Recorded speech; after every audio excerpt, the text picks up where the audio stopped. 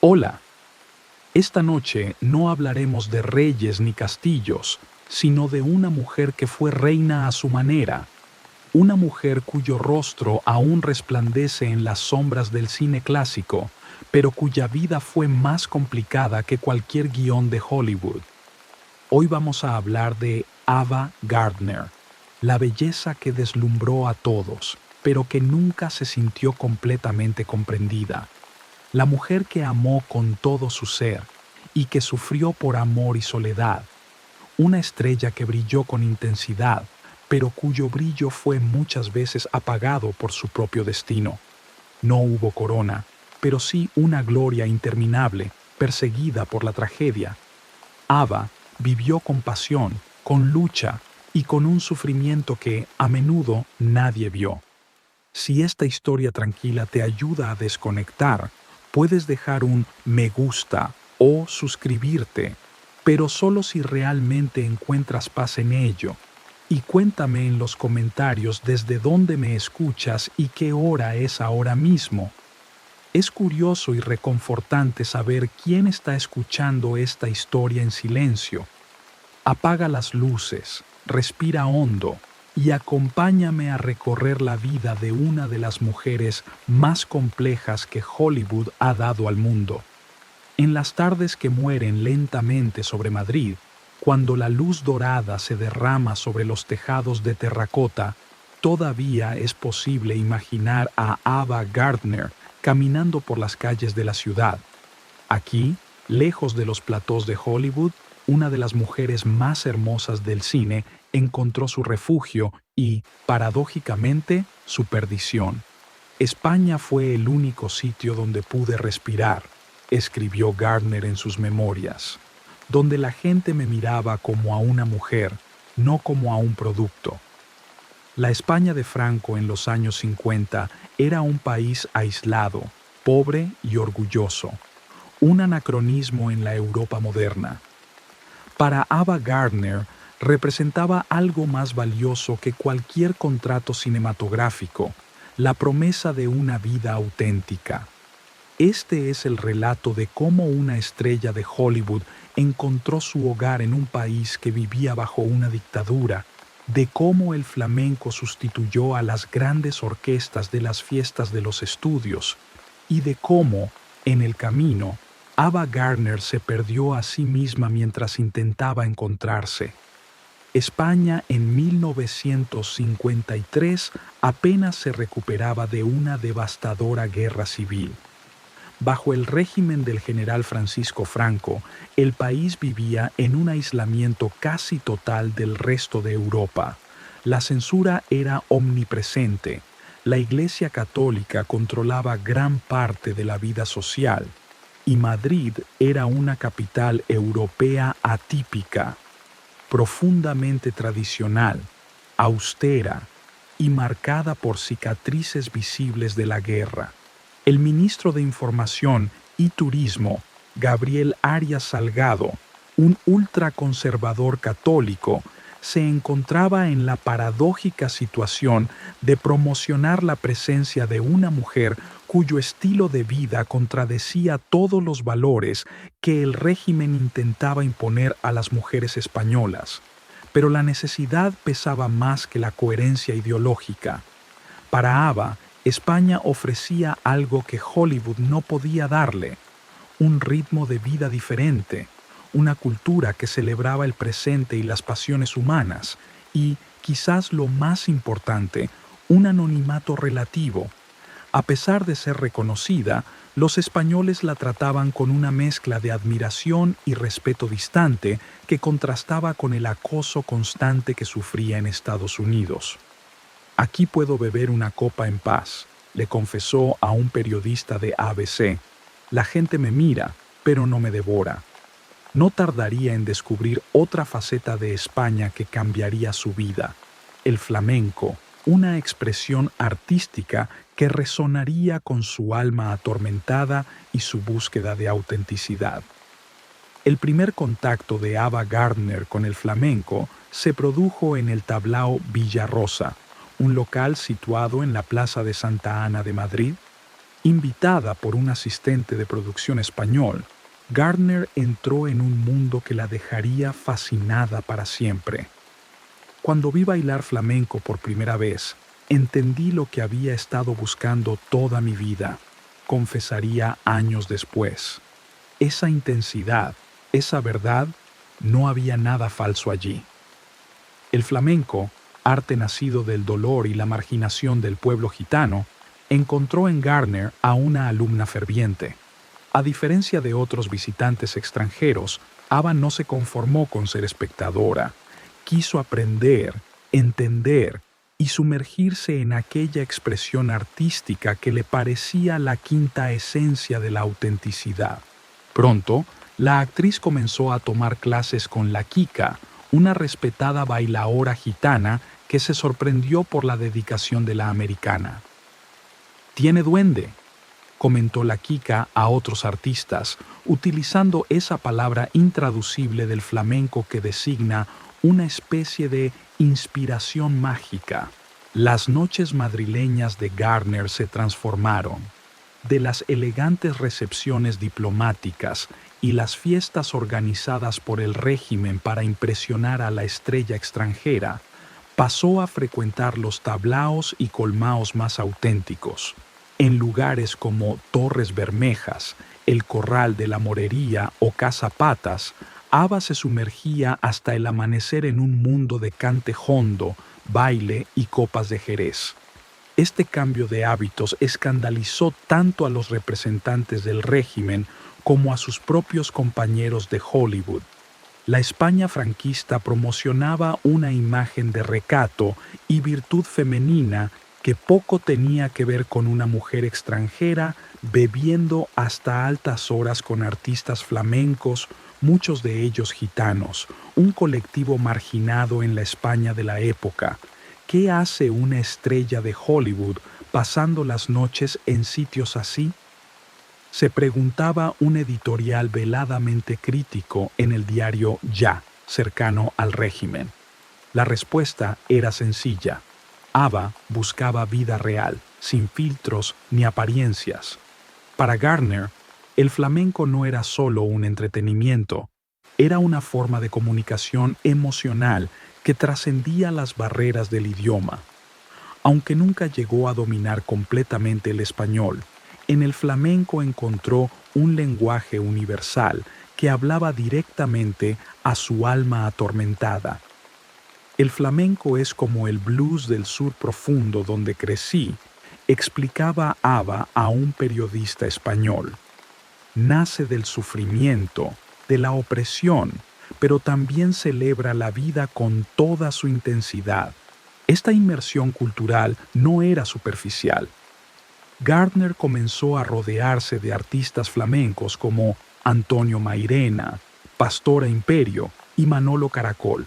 Con ellos aprendió no solo los pasos básicos del baile, sino también a apreciar la complejidad del cante y a distinguir entre los diferentes palos flamencos. La juerga flamenca, esa celebración espontánea que podía durar toda la noche, se convirtió en su ritual favorito. Mientras tanto, su película La Condesa Descalza se rodaba en Madrid y Roma. La ironía no escapaba a quienes la conocían. Interpretaba a una bailarina española que se convertía en estrella de cine, mientras ella, la estrella de cine, intentaba convertirse en algo más cercano a una bailarina española. Esta inmersión cultural tuvo consecuencias profesionales. Los estudios de Hollywood veían con preocupación cómo una de sus estrellas más taquilleras se alejaba física y espiritualmente del sistema que la había creado. MGM presionaba continuamente para que volviera a California, pero Ava había encontrado algo en España que no estaba dispuesta a abandonar. Hollywood me dio fama y dinero, pero me robó mi identidad, escribió en una carta a su hermana. Aquí, bailando flamenco a las 4 de la madrugada, siento que por fin soy yo misma. Lo que Ava no podía prever era cómo esta inmersión cultural la llevaría a relacionarse con algunos de los hombres más poderosos y controvertidos de la España franquista, complicando aún más su existencia. El mundo del toreo ejerció sobre Ava Gardner una fascinación similar a la del flamenco. No era casualidad. Ambas expresiones compartían una estética de la tragedia, una celebración de la vida frente a la muerte y un culto a la pasión que resonaba profundamente con el temperamento de la actriz. Luis Miguel Dominguín, considerado el torero más importante de su época y uno de los hombres más deseados de España, no tardó en cruzarse en el camino de Gardner. Su relación, que comenzó en 1953, escandalizó a la sociedad española, no tanto por su naturaleza, las aventuras de Dominguín eran bien conocidas, sino por su visibilidad y por la independencia que mostraba Gardner. Una mujer así no existe en España, comentó la esposa de un jerarca franquista en una recepción. Hace lo que quiere, va donde quiere, y no parece importarle lo que piensen los demás. Dominguín quedó fascinado por aquella mujer que no se comportaba como las españolas de su entorno. Era libre como un toro bravo, diría años después, y como a los toros bravos era imposible dominarla. La relación entre ambos fue tormentosa. Dominguín, acostumbrado a ser el centro de atención y a que las mujeres se sometieran a sus deseos, encontró en Gardner a una igual en determinación y temperamento. Sus peleas eran tan intensas como sus reconciliaciones y pronto se convirtieron en comidilla de los círculos sociales madrileños.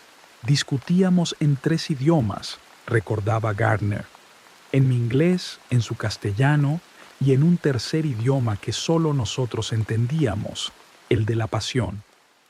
La relación con Dominguín introdujo a Ava en la alta sociedad española, un mundo contradictorio donde convivían aristócratas arruinados por la guerra civil, nuevos ricos surgidos al amparo del régimen, jerarcas franquistas y artistas tolerados por el sistema.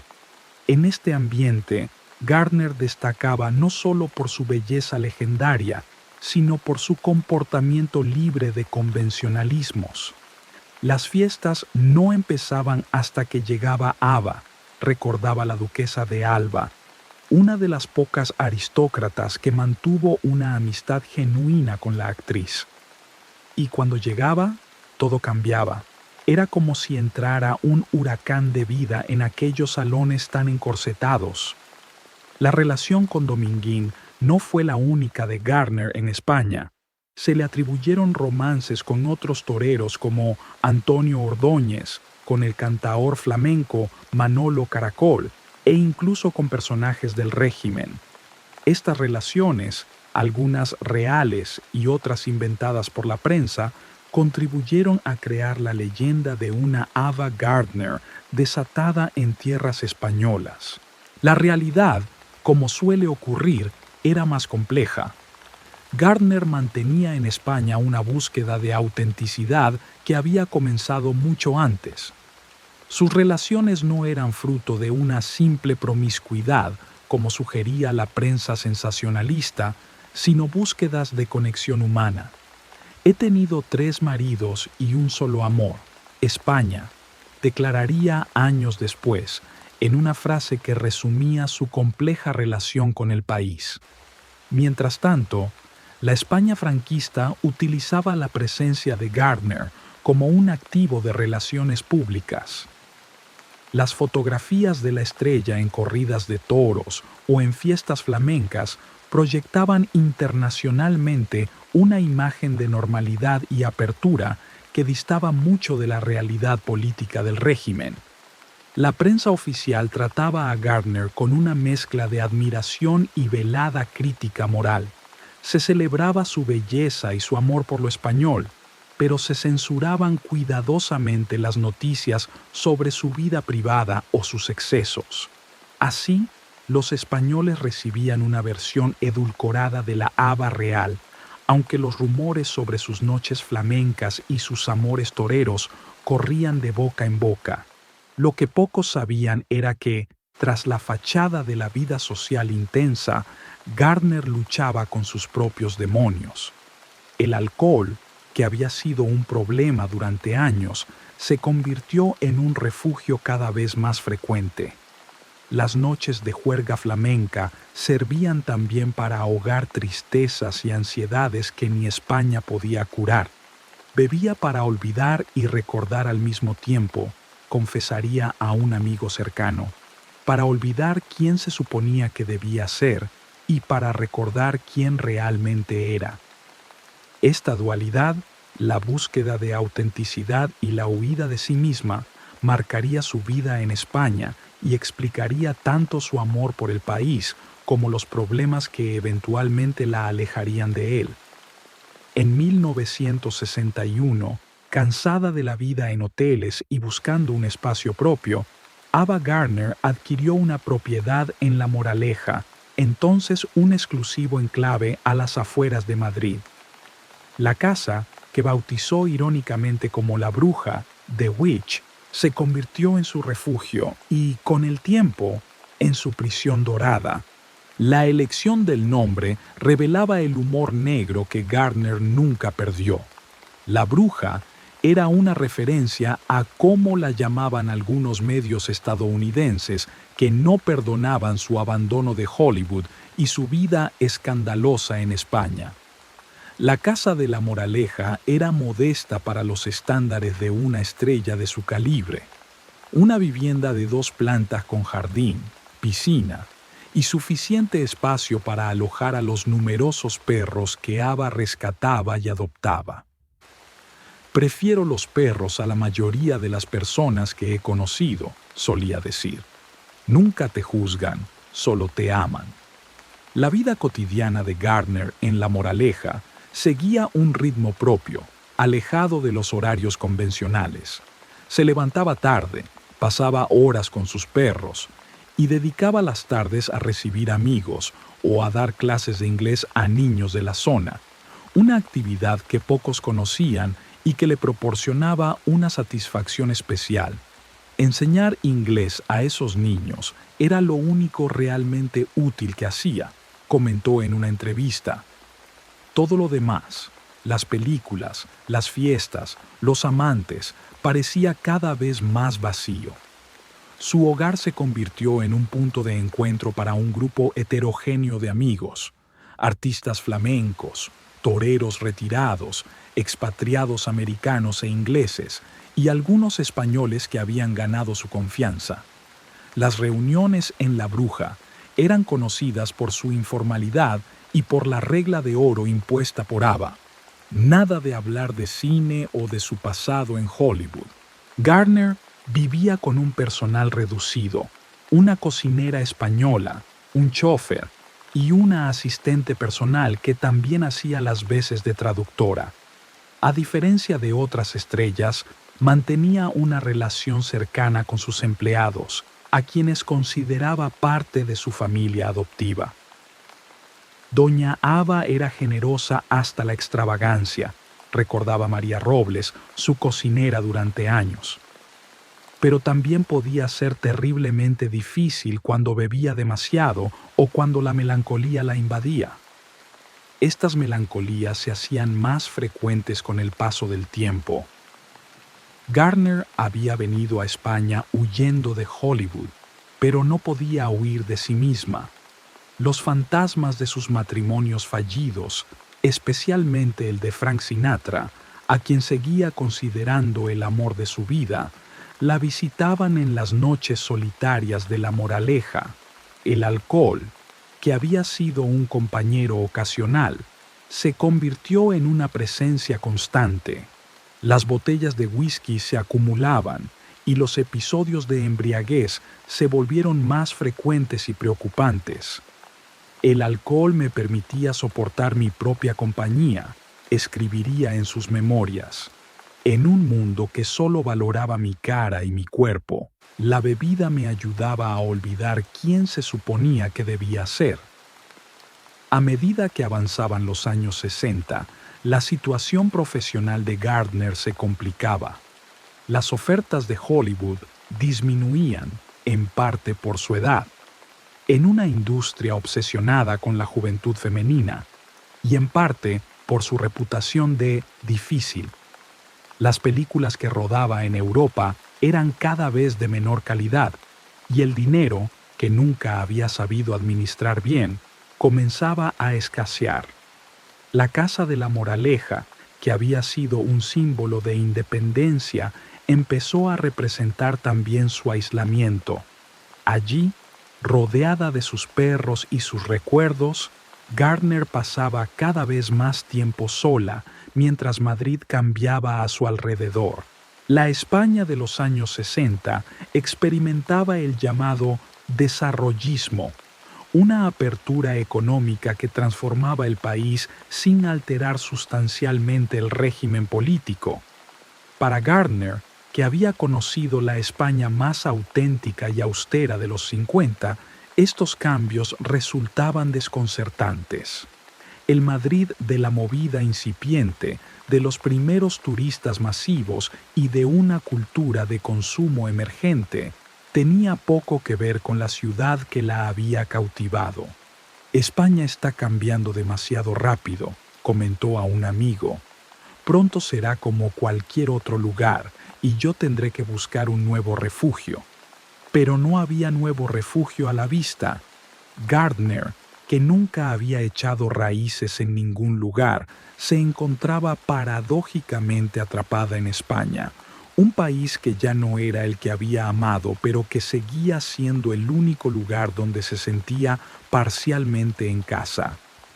Sus problemas de salud, agravados por el consumo de alcohol y tabaco, comenzaron a manifestarse. Los rodajes se hacían más difíciles y los directores la encontraban cada vez más imprevisible.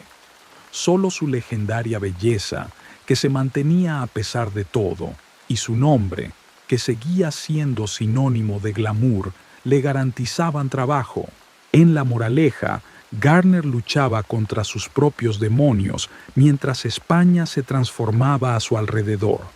El país que había sido su refugio se convertía lentamente en un espejo de lo que había dejado atrás y la bruja se transformaba de hogar en un recordatorio constante de lo que había perdido. A finales de los años 60 y principios de los 70, la vida de Ava Gardner en España entró en una espiral descendente. Las crisis, tanto personales como profesionales, se acumulaban y el refugio español comenzaba a parecerse cada vez más a una jaula. En 1968, Gardner protagonizó uno de los episodios más comentados de su etapa española. Tras una noche de excesos en el tablao flamenco Torres Bermejas, la actriz, visiblemente ebria, causó un escándalo público al insultar a varios guardias civiles que intentaban ayudarla. El incidente, minimizado por la prensa oficial pero ampliamente comentado en los círculos madrileños, evidenciaba el deterioro de su situación. No reconocía en aquella mujer descontrolada a la Ava que había conocido, comentaría años después el Piraña, uno de los guitarristas flamencos más cercanos a la actriz. Era como si dos personas diferentes habitaran el mismo cuerpo. Los problemas con el alcohol se agravaron. Lo que había comenzado como una vía de escape se convirtió en una dependencia que afectaba a todos los aspectos de su vida. Las fiestas en La Bruja derivaban con frecuencia en episodios bochornosos que alejaban a sus amigos más cercanos. Bebía como si quisiera desaparecer, recordaba Antonio Gades, el bailarín flamenco que mantuvo una amistad con Gardner hasta el final. Y lo más triste es que, en cierto modo, estaba consiguiéndolo. Profesionalmente, la situación no era mejor. Las películas que rodaba eran cada vez de menor calidad y repercusión. Títulos como Tam Lin, 1970, dirigida por Roddy McDowall, o Perro Mundo, 1971, pasaron sin pena ni gloria por las carteleras. Gardner, que nunca había valorado demasiado su propio talento como actriz, parecía confirmar sus peores temores. Hollywood la había olvidado y lo único que le quedaba era el recuerdo de lo que había sido. La prensa, que durante años la había tratado con deferencia, comenzó a ser más crítica. Los tabloides españoles, aún controlados por la censura franquista pero cada vez más atrevidos, insinuaban problemas de alcoholismo y comportamientos erráticos. Las fotografías que publicaban mostraban a una Ava Gardner todavía hermosa, pero visiblemente afectada por los excesos. «Veo estas fotos y no me reconozco», confesó a una amiga íntima. ¿Dónde está la mujer que llegó a España buscando vida y verdad? La situación económica también se deterioraba. Gardner nunca había sido buena administradora y los años de vida sin control pasaban factura. Las deudas se acumulaban y algunos amigos cercanos temían que pudiera perder su casa en La Moraleja. En 1975, un acontecimiento sacudió España: la muerte de Francisco Franco tras casi 40 años de dictadura. El país entraba en un periodo de transición e incertidumbre. Para Gardner, el cambio político tenía implicaciones personales. La España que había conocido y amado, para bien o para mal, estaba desapareciendo. «No lloro por Franco», comentó a un amigo. «Lloro por un país que ya no existe». La nueva España democrática traía una libertad de prensa que pronto afectaría a Gardner. Los medios, liberados de la censura, comenzaron a publicar historias más crudas sobre su vida, rescatando episodios escandalosos de su pasado y documentando sin piedad su declive presente. Algunos viejos amigos, como el torero Antonio Ordóñez o la duquesa de Alba, permanecieron leales, pero el círculo de Gardner se reducía. El alcohol la aislaba cada vez más, y sus apariciones públicas se volvieron tan escasas como problemáticas. En 1978, tras un incidente especialmente grave en el que Gardner fue hospitalizada por un coma etílico, sus hermanas viajaron desde Estados Unidos para intervenir. El diagnóstico médico era preocupante.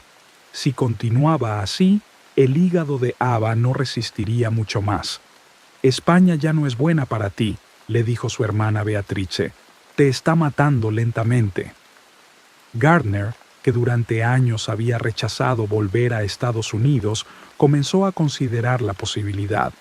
La España que había sido su refugio se había transformado en testigo de su decadencia, y los recuerdos felices quedaban sepultados bajo años de excesos y tristeza. En 1979, tras una dolorosa reflexión, Gardner decidió dejar España. Vendió La Bruja, por mucho menos de su valor real, acuciada por las deudas, y se despidió de los amigos que le quedaban. Para muchos fue una sorpresa.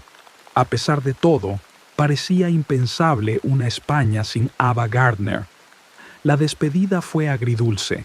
En un gesto típico de ella, Gardner organizó una última fiesta en La Moraleja, una celebración que comenzó como un homenaje a sus años españoles y terminó en un episodio melancólico cuando, de madrugada, Ava interpretó una soleá flamenca con más sentimiento que técnica, como despedida al país que había amado. «España me dio todo lo que buscaba», escribiría después, «y también me enseñó que no se puede huir de una misma, no importa cuán lejos vayas». Con su partida terminaba un capítulo fundamental no solo de su vida, sino también de la historia cultural española del siglo XX. Ava Gardner había llegado a España como una estrella de Hollywood y se marchaba como un mito herido, una mujer que había buscado autenticidad y había encontrado, al final, sus propios límites. En 1978, tras un incidente especialmente grave en el que Gardner fue hospitalizada por un coma etílico, sus hermanas viajaron desde Estados Unidos para intervenir. El diagnóstico médico era preocupante. Si continuaba así, el hígado de Ava no resistiría mucho más. España ya no es buena para ti, le dijo su hermana Beatrice. Te está matando lentamente. Gardner, que durante años había rechazado volver a Estados Unidos, comenzó a considerar la posibilidad. La España que había sido su refugio se había transformado en testigo de su decadencia, y los recuerdos felices quedaban sepultados bajo años de excesos y tristeza. En 1979, tras una dolorosa reflexión, Gardner decidió dejar España. Vendió La Bruja, por mucho menos de su valor real, acuciada por las deudas, y se despidió de los amigos que le quedaban. Para muchos fue una sorpresa. A pesar de todo, parecía impensable una España sin Ava Gardner. La despedida fue agridulce. En un gesto típico de ella, Gardner organizó una última fiesta en La Moraleja, una celebración que comenzó como un homenaje a sus años españoles y terminó en un episodio melancólico cuando, de madrugada, Ava interpretó una soleá flamenca con más sentimiento que técnica, como despedida al país que había amado. España me dio todo lo que buscaba, escribiría después, y también me enseñó que no se puede huir de una misma, no importa cuán lejos vayas. Con su partida terminaba un capítulo fundamental no solo de su vida, sino también de la historia cultural española del siglo XX. Ava Gardner había llegado a España como una estrella de Hollywood y se marchaba como un mito herido, una mujer que había buscado autenticidad y había encontrado, al final, sus propios límites. Londres, con su clima húmedo y su cielo permanentemente gris, parecía el opuesto de la luminosa España que Gardner había amado. Sin embargo, fue allí donde decidió establecerse tras abandonar Madrid. La elección no era casual. Londres ofrecía el anonimato que Hollywood le había negado y la asistencia médica que su deteriorada salud requería. Se instaló en un modesto apartamento en Ennismore Gardens, Knightsbridge, donde vivió sus últimos años en un semirretiro voluntario. Las visitas a España se volvieron esporádicas, demasiados recuerdos, demasiados fantasmas. Me subo al avión y siento que vuelvo a casa, confesó a un periodista español que la visitó en Londres. Pero entonces llego a Madrid y me doy cuenta de que la casa que conocí ya no existe. La España de los años 80, inmersa en la movida madrileña y en un proceso acelerado de modernización, tenía poco que ver con el país que había cautivado a Gardner en los 50. Los viejos tablaos flamencos sobrevivían principalmente como atracciones turísticas y la cultura que había amado parecía diluirse en una homogeneización global. En Londres, Gardner vivía modestamente. Los excesos de alcohol habían disminuido, su salud ya no lo permitía, pero seguía siendo una presencia en su vida. Las películas eran cada vez más escasas hasta que prácticamente desaparecieron. Su último papel significativo fue en la miniserie La piel del tambor, 1981, rodada parcialmente en Sevilla, un breve reencuentro con la España que había dejado atrás. Las secuelas de un derrame cerebral en 1986 le dejaron parcialmente paralizada y afectaron su capacidad de habla. La antigua diosa de Hollywood, la mujer que había sido considerada la más bella del mundo, se enfrentaba ahora a la decadencia física con una dignidad estoica. La belleza es una maldición, le dijo a una enfermera que la cuidaba. Te define toda la vida y cuando desaparece, el mundo espera que desaparezcas con ella. Gardner no desapareció. Siguió luchando, recibiendo a algunos viejos amigos españoles que la visitaban en Londres, manteniendo un tenue contacto con aquel país que había sido su refugio y su perdición. La noticia de su muerte, el 25 de enero de 1990, a los 67 años, conmocionó a España. Los periódicos dedicaron portadas completas a la española adoptiva, como la llamó El País, y los testimonios de quienes la habían conocido dibujaban el retrato de una mujer compleja, atormentada y profundamente auténtica. España perdió ayer a una de sus hijas más ilustres, aunque no naciera en nuestro suelo, escribió Antonio Gades en un emocionante obituario. Ava entendió el alma española mejor que muchos españoles. El legado de Gardner en España es multifacético. Por un lado, personificó una época de transición del país, ese periodo en que España comenzaba a abrirse al mundo tras años de aislamiento. Por otro, representó una forma de vivir que desafiaba las estrictas normas sociales del franquismo, especialmente en lo referente al papel de la mujer. Ava fue una feminista sin saberlo, reflexionaba Carmen Martín Gaite, la escritora española que la conoció en los años 60. En una España donde las mujeres necesitaban permiso de sus maridos hasta para abrir una cuenta bancaria, ella vivía con una libertad que resultaba revolucionaria. Los lugares que frecuentó se han convertido en parte de la mitología madrileña. El Villa Rosa, el Corral de la Morería, el Hotel Palace, todos reivindican su conexión con Gardner como parte de su historia. Incluso en La Moraleja, los vecinos más antiguos señalan todavía la que fue su casa, ahora irreconocible tras sucesivas reformas. Más significativo aún es el impacto que tuvo en el flamenco y en la cultura popular española. Al abrazar el flamenco con pasión genuina, Gardner contribuyó a su revalorización en un momento en que muchos españoles lo consideraban un arte menor o un simple reclamo turístico. Su interés ayudó a legitimar internacionalmente una expresión artística que el propio régimen franquista había reducido a folclore para turistas. Cuando una mujer como Ava Gardner prefería un tablao flamenco a una fiesta de Hollywood, nos hacía ver que nuestro arte valía algo. Recordaba Manuela Carrasco, bailaora que conoció a Gardner en sus últimos años españoles. Nos devolvió un orgullo que habíamos perdido.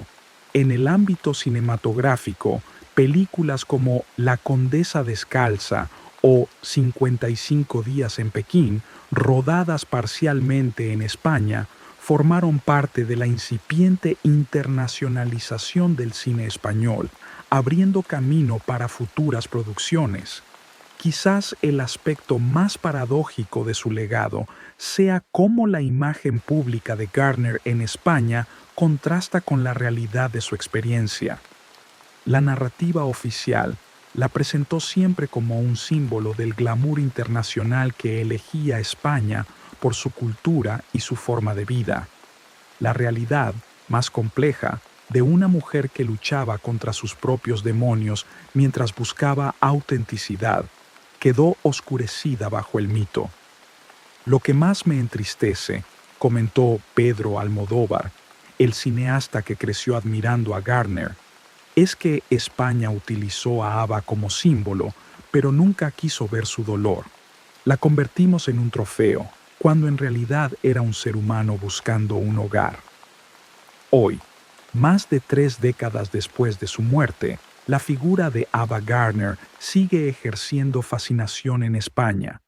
Su tumba en el Sunset Memorial Park de Smithfield, Carolina del Norte, recibe regularmente visitantes españoles que dejan copas de fino jerez o pequeños recuerdos flamencos.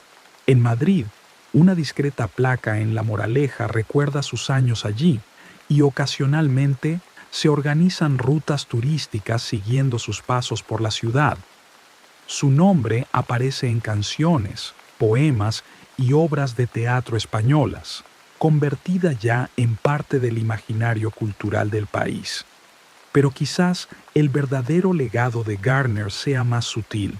Representa esa búsqueda de autenticidad, ese anhelo de una vida más real y menos artificiosa que sigue resonando en nuestra época de imágenes perfectas y vidas cuidadosamente curadas para las redes sociales. En un mundo cada vez más obsesionado con las apariencias, escribió el filósofo español Fernando Savater. Ava Gardner nos recuerda la importancia de vivir verdaderamente, incluso si eso significa quemarse en el intento.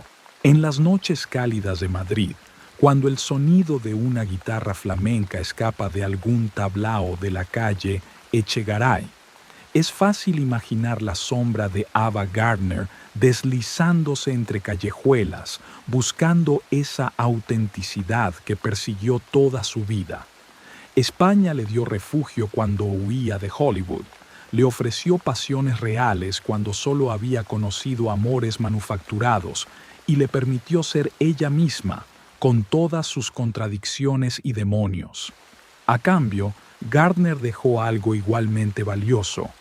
Personificó una forma de entender la vida profundamente española, donde la intensidad del momento presente triunfa sobre cualquier plan futuro, donde las pasiones no se esconden sino que se celebran, y donde la autenticidad es más importante que la perfección.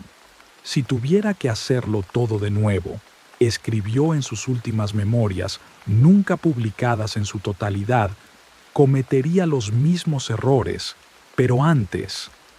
Esta frase, que podría ser la letra de un fandango, resume la filosofía vital que Gardner encontró en España y que, a pesar del dolor y los excesos, nunca renunció a vivir. En el cementerio de Sunset Memorial Park, lejos de la luz dorada de Castilla y del pulso flamenco de la noche madrileña, Ava Gardner descansa finalmente. Su epitafio, sencillo y directo como ella misma, reza: Ava Gardner, hija de Jonas y Molly Gardner. No menciona Hollywood, ni los matrimonios famosos, ni los escándalos. Tampoco menciona España, aunque quizás no fuera necesario. En su corazón, como ella misma confesó tantas veces, siempre quedó grabado el ritmo del taconeo flamenco, el sabor del fino de Jerez y la luz incomparable del atardecer madrileño. Ava Gardner vino a España buscando vida auténtica y la encontró, con todas sus consecuencias. Su historia es la de una mujer que se atrevió a vivir según sus propias reglas en una época y un país donde hacerlo resultaba revolucionario. Y así, mientras Madrid sigue transformándose, mientras España continúa reinventándose, el espíritu de aquella mujer sureña que se enamoró del flamenco permanece, recordándonos que, a veces, el verdadero valor está en arriesgarlo todo por vivir con autenticidad, aunque el precio sea alto. Como diría un cantaor flamenco, lo que se vive por derecho jamás puede estar mal hecho.